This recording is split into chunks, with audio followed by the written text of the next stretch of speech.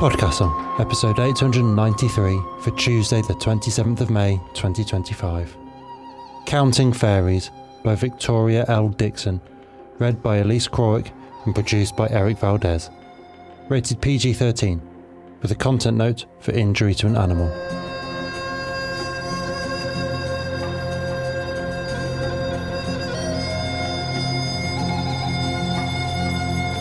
Good morning, good day, good afternoon and good evening, and welcome to PodCastle, the flying castle of fantasy fiction.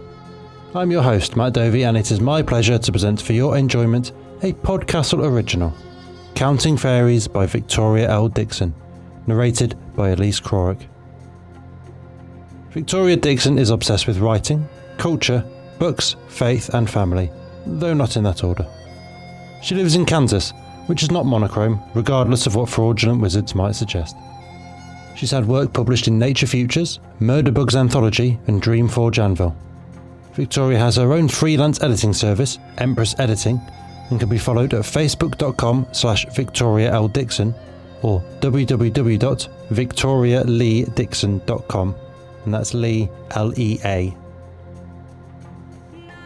Elise Crowick, Louisiana transplant since 1985, lives in the New Orleans, Louisiana metropolitan area and is a legal assistant. In 2007, on a whim, she decided to give voice acting a try, and she's been involved in it and narration ever since. Her experience ranges from voicing roles for a variety of audio dramas, beginning with her initial voicing role as Captain Cortez in Starship Excelsior, a Star Trek fan production, as well as the second captain in that series, Skipper Sam Cox. Elise continues to voice roles for two other Star Trek-based audio dramas, Outpost, a Star Trek fan production, and Endless Vigilance, a Star Trek fan production. She has voice roles for a variety of non-Star Trek-based audio dramas, including Misfits Audio, 19 Nocturne Boulevard, and Darker Projects. And, owing to her love of reading aloud, she has narrated any number of stories for several podcasts, including Drabblecast, the Junesteef audio fiction magazine, and Escape Pod. And now pay attention, for our tale is about to begin, and the word count is only even if you hear all 3,266 of them yourself.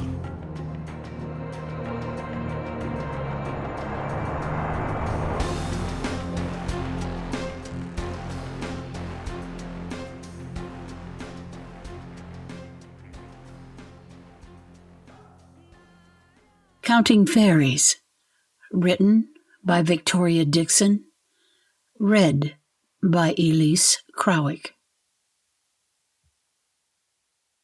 Inside her carport, Janet Littleton turned off the bike's grumbling engine and removed her pit bull's goggles. Buddy wagged his tail until she unbuckled him from the sidecar. He bolted downhill toward the rock quarry. Janet groaned, praying he didn't go into the quarry. If she entered, there were too many rocks to count, and she'd never leave, never be safe again. She whistled through her teeth. Buddy barked, but did not return. He must have discovered yet another helpless creature to save. She took the dumplings they'd bought and entered her old clinic, walking across the foyer and through the doorway into her home's adjoined kitchen. She stowed the dumplings in the fridge, her mouth watering at their greasy scent. So much for breakfast. Not that she minded her dog's single-minded insistence on healing the injured. It was an obsession they shared. She did wish it was a less painful preoccupation. Janet trudged after Buddy, wincing as her arthritic feet complained about the rough pavement. She passed the pines on her left without looking at them. That way, she didn't feel the need to count the trees. They were every bit as dangerous as the quarry. "Buddy!" He barked, but didn't come. She found him at the forest's edge, 50 meters from where the rock quarry gouged out the earth. The October breeze gave her a whiff of the pit's sulfur stink. She coughed at the lingering taste and refused to look in the hole. Buddy had curled himself around two wounded fairies. He thumped his tail and whined at her, his wrinkled face worried. Janet had retired and closed her old veterinary clinic months ago, but her dog didn't care. He wouldn't leave the fairies until Janet healed them. She knelt. "What's the problem this time, buddy boy?" Blue blood covered the female's long burgundy hair and smelled of copper. She had one wing torn off, and Janet tensed against the uneven number. Buddy whined, nudging Janet's hand.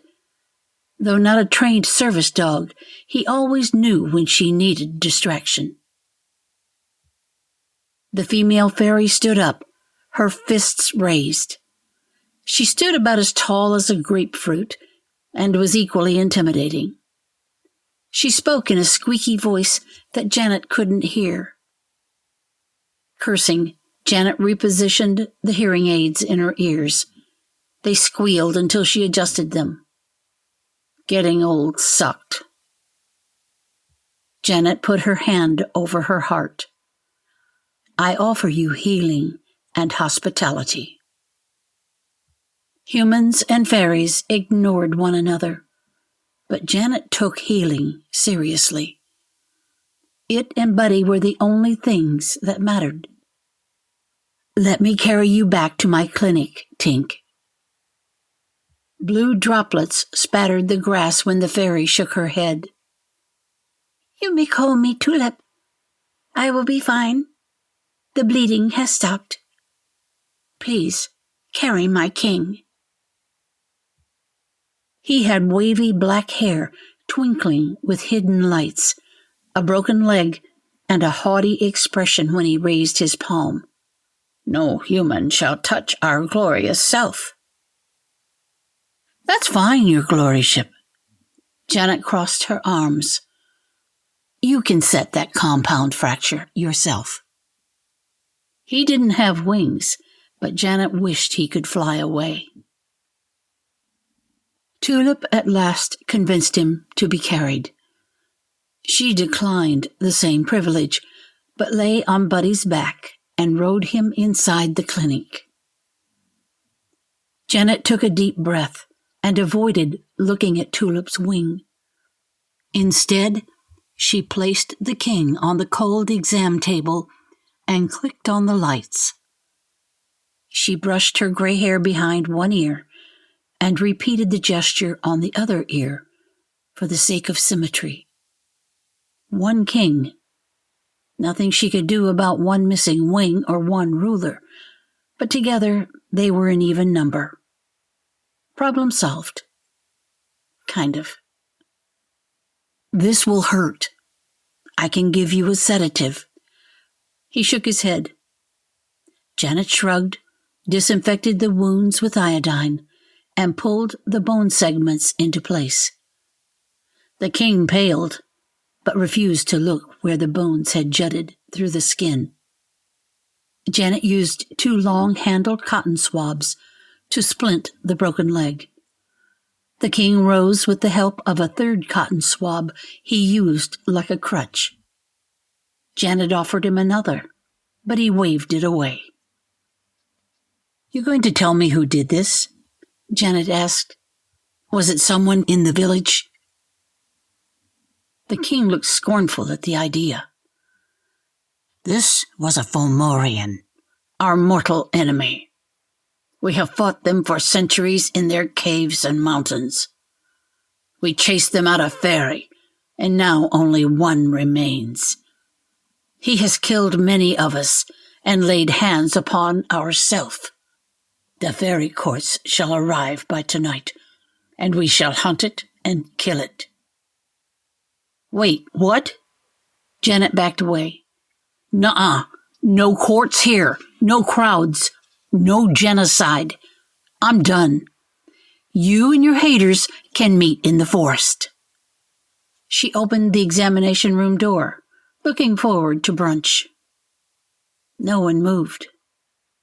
The king still leaned on his crutch, unimpressed at her outburst, but Tulip wrung her hands. Buddy whined once, and Janet cringed at the uneven number. She'd counted too much today. It gave her momentary relief, but it made everything worse in the long run. "We will not heal for 24 hours, human," the king said. "We need your assistance for a day longer." Janet suspected he possessed no more humility. Buddy put his paws on the examination table and licked the king once. "Do it again, Buddy. Please." He sat instead, as if waiting for her to answer, requiring her to overlook the asymmetry. Better for her, but much, much harder. His tail thumped once. "You're doing this on purpose, aren't you?" "Fine, but you and your court stay in the clinic." Patients were never allowed in the house. She stalked past the clinic's kiosk and unlocked the adjoining door to her home. The king hobbled in behind her. "Your clinic does not befit our station."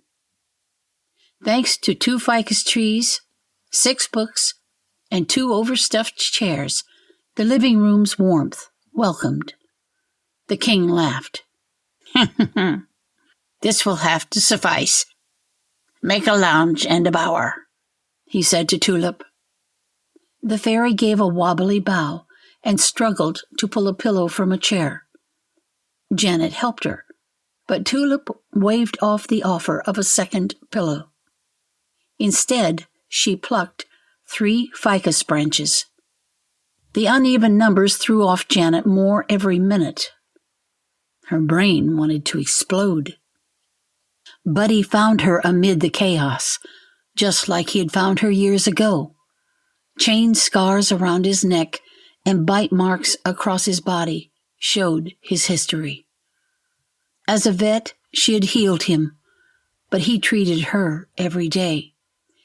Treated her now, leaning into her until she relaxed, petting him. He huffed once and pushed open his dog door, welcoming more unwanted fairies into the mobile home. Janet counted aloud. 1, 2. 11 fairies murmured and bowed to their king, who watched Janet with an odd expression. She turned away from him, but couldn't escape so many voices. Creatures limped or flew back and forth between the clinic and her house, making counting harder. 1 gored unicorn and a leprechaun with missing fingers awaited treatment in the clinic. They smelled of cinnamon and honeysuckle. The unicorn, though lovely, had left 3 stinking clumps in his wake. Janet swept up the mess. How many uneven numbers this morning? Maybe they'll add up to an even number? She counted. They didn't. Only for you, Buddy. And only for 24 hours. Janet lathered and washed her hands twice before gathering gauze, tape, and disinfectant. She put on a pair of latex gloves before bandaging the unicorn's muscled flank. It stamped a cloven hoof and snorted thanks. 2 vials of sedatives and syringes remained in her cabinet. She divided the supplies equally before stuffing them in her apron's pockets. When she returned, the living room was so cramped she couldn't reach patients. She needed to count them. Anyone who needs medical attention, come here. They ignored her because the king spoke. He wore a garland of goldenrod in his hair like a crown and glittered as he gestured for them to sit. We apologize for appearing in this unseemly condition. and in such low environs. Janet gritted her teeth. Arthritis made her hips and back ache, but the fairies left her nowhere to sit. Hundreds whizzed through her living room, but she couldn't count fast enough. 15 courtiers murmured suggestions to the king. 40 fairies, 3 sprites, and 1 dryad took up both chairs. The room stank like a compost heap, and heat flashed through her body. Buddy pushed her away from the stressors and into the kitchen. He worked his magic until her cheeks cooled and her breathing slowed. Buddy always made overwhelming numbers manageable. He also made loneliness bearable since her last sibling had died. What would she ever do without him? The dog leaned into her and slid to the floor, panting his bliss. Lunch and dinner time had slipped past. She lowered her hearing aids and looked in the fridge for her bag of 100 takeout dumplings. Her mouth watered, thinking of the pork, anise, and cloves. The dumplings were gone. The empty bag sat on the counter. Janet slammed the fridge shut. Thieving fairies! I am done with them.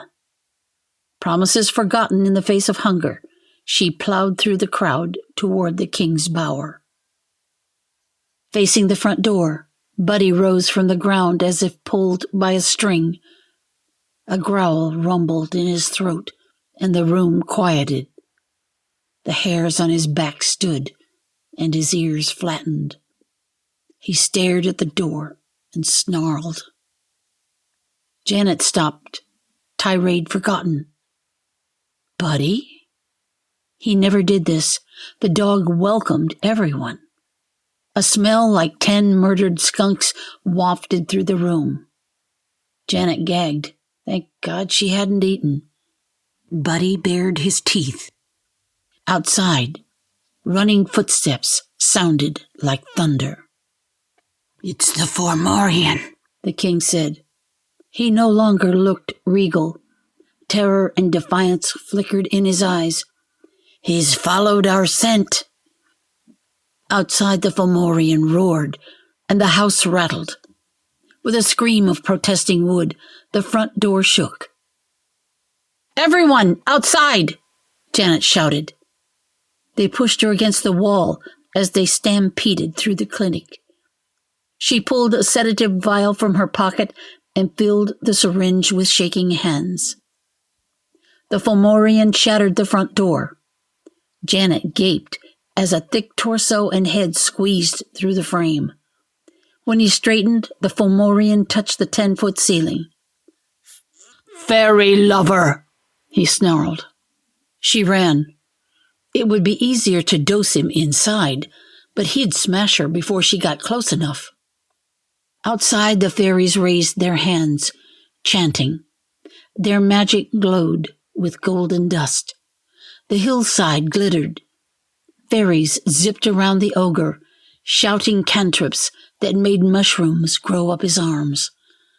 The mushrooms exploded, and the Fomorian roared as blood droplets spattered the ground. Janet used his distraction and stabbed the syringe into his thigh. 1 dose delivered. Even if she sedated him, how many fairies would she have to treat today? Add 1 Fomorian to her patient list. He whirled on her, club descending. Buddy knocked her down before the Fomorian kicked him away. Buddy yelped, but rose.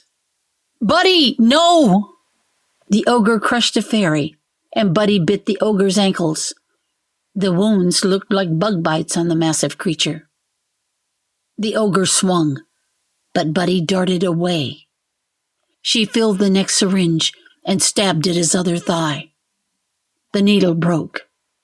She staggered, struggling to think of a way to lure the Fomorian away.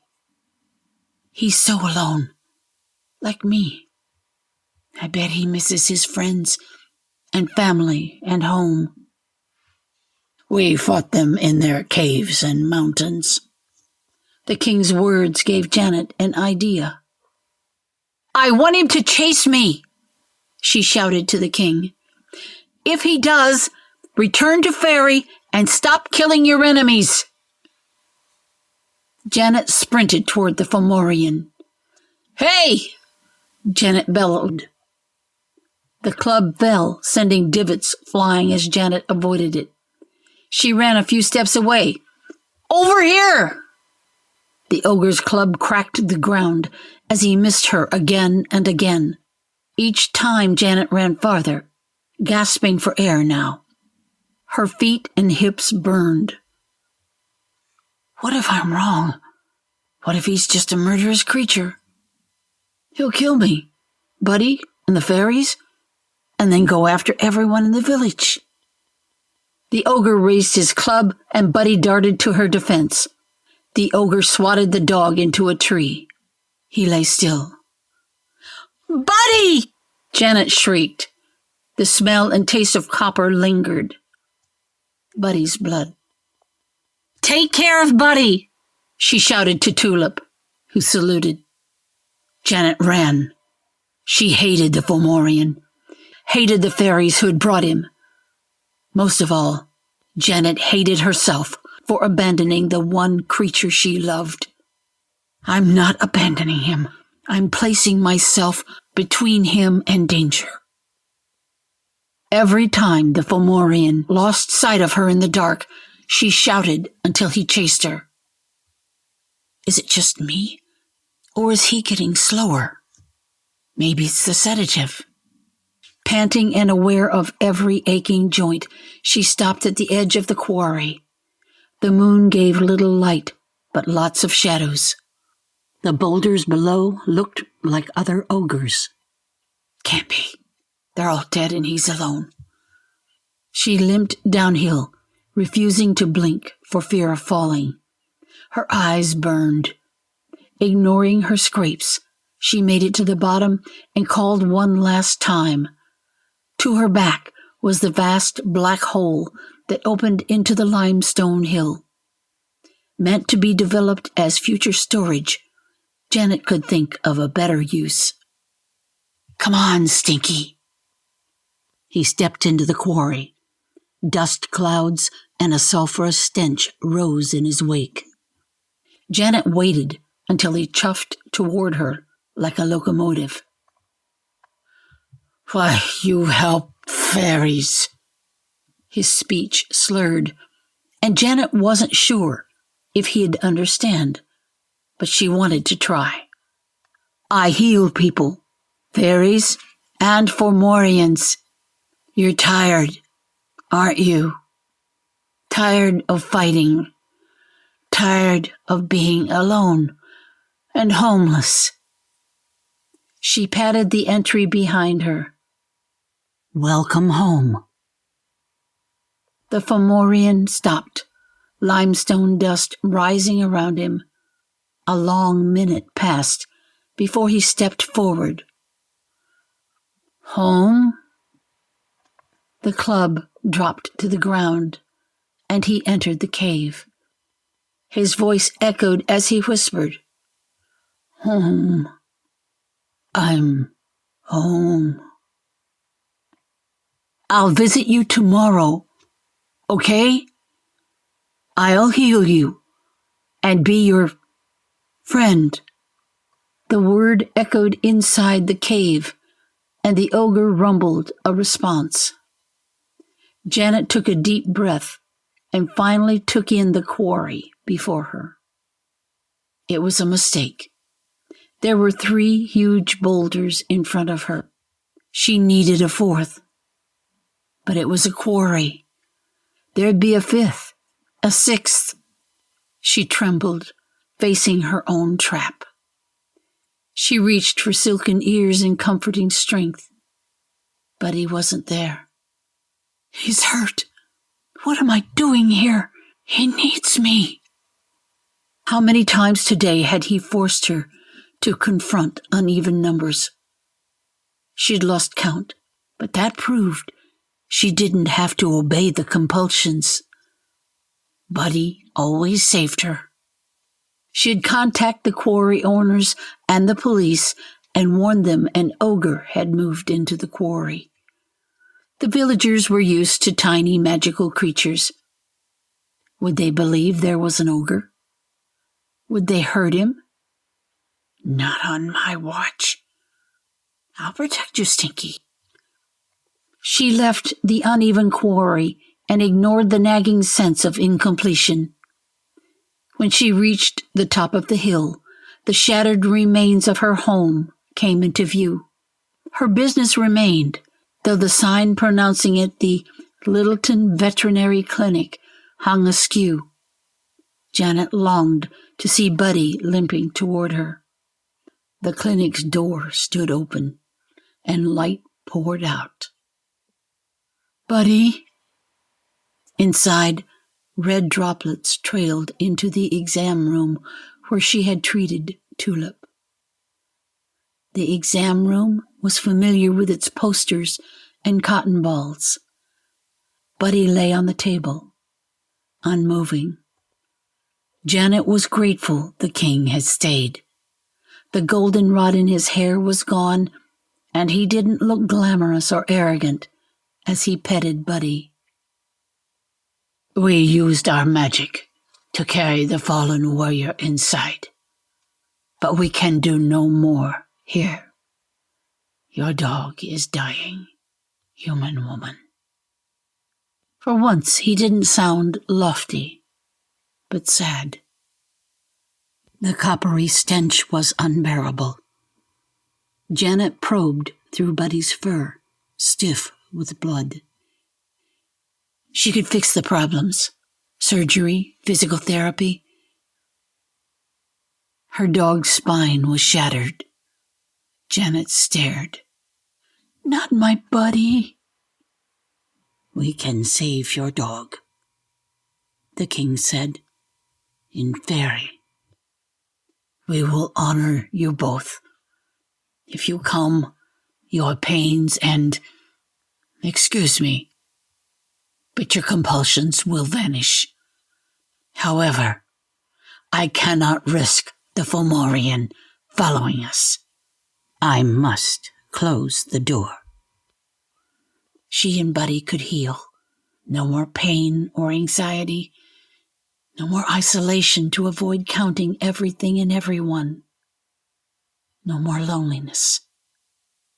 But thanks to Buddy, she knew she could deny the compulsions. All she had ever wanted was to heal the creatures Buddy brought home, and Buddy himself. Now, Stinky needed her, and she had promised to help him. And besides, if she lost the compulsions, she'd lose a part of herself. She petted Buddy, and he whined and tried to sit. You did it, Buddy.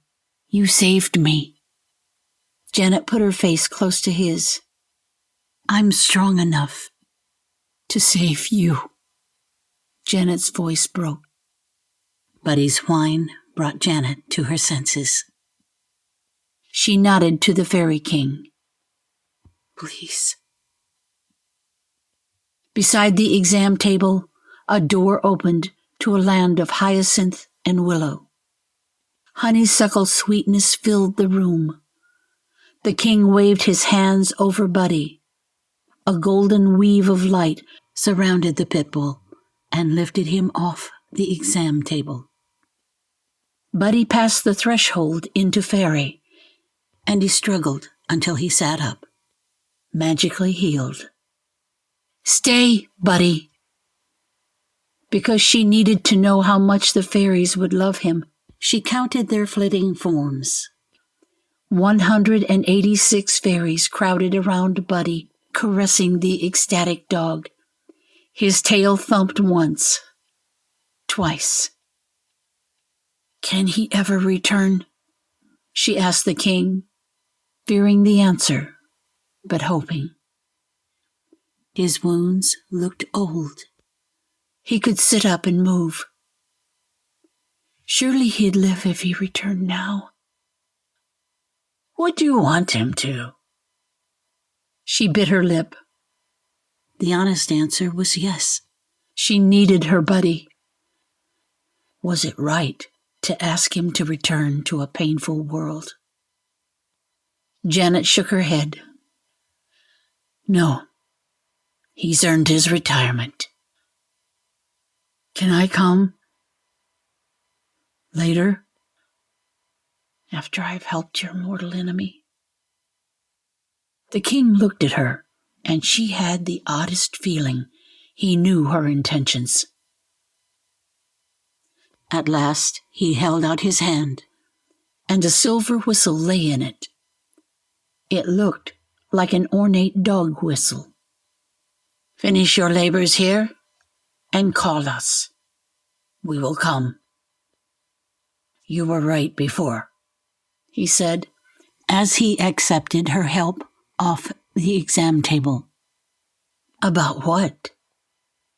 You are strong. Her lips trembled as she stared at the king, grateful. She pocketed the whistle. Thank you for taking care of my boy. The door to Fairy vanished, and Janet collapsed into misery.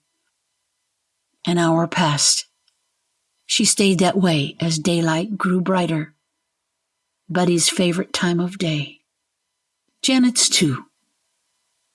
Birdsong snuck through the glass door.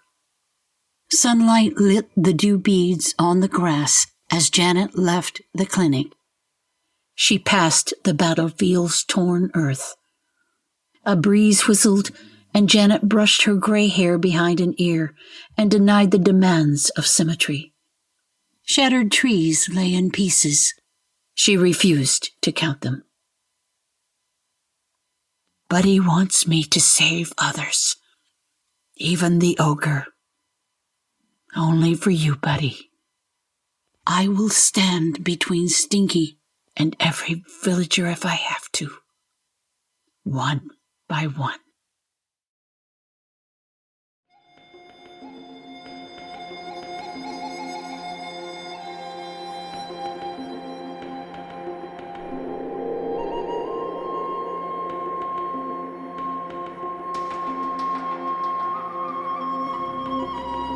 And welcome back. That was Counting Fairies by Victoria L. Dixon, and if you enjoyed that, then I found one other story linked from her website, Cold Heart, free to read online at Dreamforge magazine, and I hope that in time there'll be others you can find there too, at victorialeedixon.com. Victoria sent us this note on Counting Fairies. Both the obsessive compulsive behaviour depicted here and the scenes in the clinic are based on reality. Because of that, this story is for Cavall. Sadly, I made up the ogre and the fairies. Thank you, Victoria, for the context and the story. Although frankly, I'm kind of glad the fairies are made up because they seem pretty... Well, I'm trying to swear less these days because I'm giving my kids bad habits, so I think you know where I was headed there. The ogre can stay though. He just needs someone to listen to him, and we can all relate to that, I warrant. In our house we are, as things stand, a doghouse. 3 years ago we were a cat house, but, well, that's how things shake out sometimes. You don't get to choose how long you keep them for in the end, do you? So right now it's 2 Cavapoos and a miniature Dachshund, and that mix of breeds was very particularly and especially chosen, as it happens. The 2 Cavapoos are for the 2 kids, because they're one of the best breeds for autistic kids and helping with their anxiety. And I have to say they do have an astonishing level of patience for fusterders and the heavier-handed side of things, as well as an uncanny knack for knowing when their need is just lay on a lap and cheer someone up. And the miniature Dachshund, well, if you've ever known one for 5 minutes or more, then you know what a stubborn, demanding, ridiculous pain in the arse they are, with a personality that you'd think would need an Alsatian-sized body to fit in. Which is to say, perfect for my mum-in-law in the annex to keep her company. Because science has proven, and we all knew anyway, but it is good to have the science to back it, and I am not one of those "why do scientists waste their time on obvious things" kind of people, because it's amazing how often what seems obvious isn't. Big fan of the Ig Nobel Prizes every year. But in this case, yes, being with your pets does reduce cortisol and increase oxytocin, which is to say reduces stress and increases happiness. The dogs will get you through. And the cats, and the rabbits, and guinea pigs, and horses, and whatever your preferred flavour of pet is. both on the sensory level, having a headrest on your lap, and a slow rising furry chest to rest your hand on, but also that unconditional love and trust. Well, maybe not the latter for cats, but that always felt like it meant more then, you know? You were a bastard to everyone, Lizzie, but you still chose to sleep on my lap as often as you could, and that meant a lot, and I miss you. Unfortunately, the bill for all that comes due one day, and we go into these things knowing we will outlive near any pet we could get, unless parrots or tortoises are your thing, and that all the happiness and support we had from them will be balanced out by the grief and loss when we have to say goodbye. It is one of the hardest things, because death always is, and because pets mean as much to us as people, and going on without them seems impossible. The choice when a pet needs putting down is awful, because you feel like you're having them killed because they're such a burden now, and that's so impossibly selfish. But the truth is that by that point it's likely that keeping them alive is the selfish act, and they're past ready to go, and it's only our love and care and attention repaid to them that's kept them going this long at all. It's not killing them, no matter how much your preemptive grief wields that phrase against you like a weapon. It's releasing them. It's letting them rest. It's giving them the gift of going without suffering, of repaying all the pain they saved you. It's kindness I wish we were allowed to show each other, frankly. I'm heartened to see the UK make progress in this one area, at least, with assisted dying pills. Anyway, it's going to start getting hard to talk past the lump in my throat, so I think I should say only one more thing on Eleanor's behalf. Good boy, Bruno.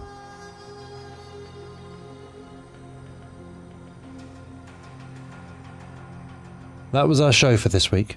On behalf of everyone at PodCastle, your co-editors Vanini Kamamia and Eleanor R. Wood, assistant editor Caitlin Zavanovich, audio engineers Devin Martin and Eric Valdes, and our many wonderful first readers, Andrew Cahoe, Balawan Conte, Craig Jackson, Amalia Harrington, Julia Patt, Kieran Corsini, Tania Barry, Tava Nova, Tierney Bailey, Zeev Witties, and myself, Matt Dovey. Thank you for letting us share another story with you. The legal bit.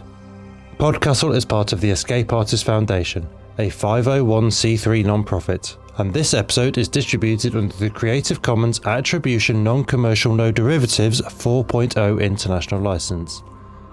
That means you can share it, and please do, but you cannot sell it and you cannot change it. If you want specifics, check creativecommons.org. Our music is by Shiva in Exile. Everything we do on PodCastle is 100% donor funded, and if you'd like to support what we and the rest of EA do, please join us on our Patreon at patreon.com/EA Podcasts. Prefer another method? There's details for supporting us via Twitch, Amazon Prime, Ko-fi and PayPal on escapeartist.net. We'll be back next Tuesday with another fantastic tale. In the meantime, you might get to check our sister podcasts: Escape Pod for science fiction, Pseudopod for horror, Cast of Wonders for YA speculative fiction, and Cat's Cast for speculative cat stories. If your heart belongs to us though, we'll see you next week. Be safe and be kind.